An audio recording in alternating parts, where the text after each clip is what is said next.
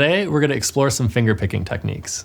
Fingerpicking is very simple. It's really what it sounds like. We're using our fingers to pick the guitar strings. Now, the important thing to note about fingerpicking is we're going to kind of have to treat each finger as its own individual being. A lot of the times, if you're used to playing with a pick, we're used to our hand holding the pick and kind of being one big moving entity on its own.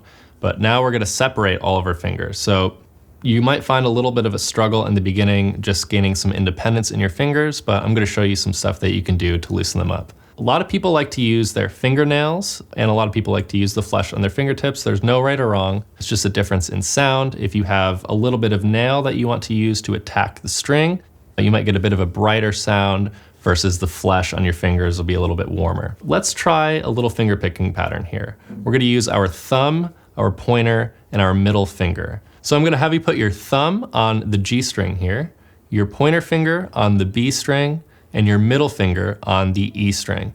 And they're going to kind of live here simultaneously with each other. Now, when we go to pick the strings, little note here, your thumb is going to do a downstroke while your other fingers are all going to come up back towards my body.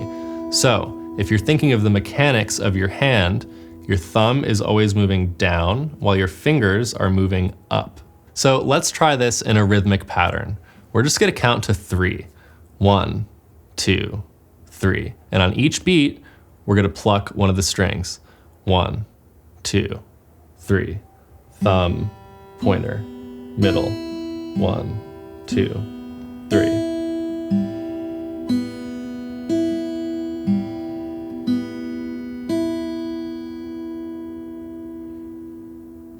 Now, if that's feeling good, by all means, try speeding up a bit. A lot of the times, you're actually going to find that it's a little easier for your fingers to flow together at a higher speed, but it's important to practice it slow to make sure you're really maintaining good technique and you're giving each string equal opportunity to shine.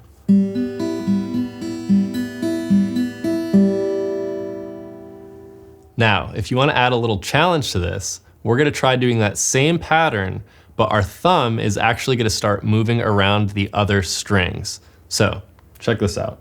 Your pointer and your middle are staying on these top 2 strings. They're not going anywhere.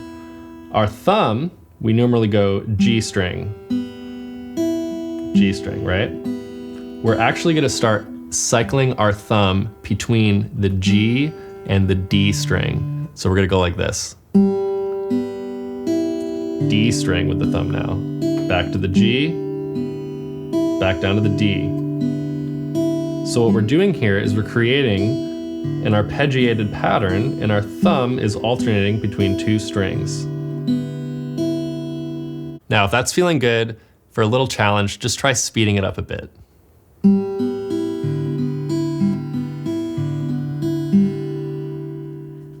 Fingerpicking is one of the essential building blocks of guitar technique.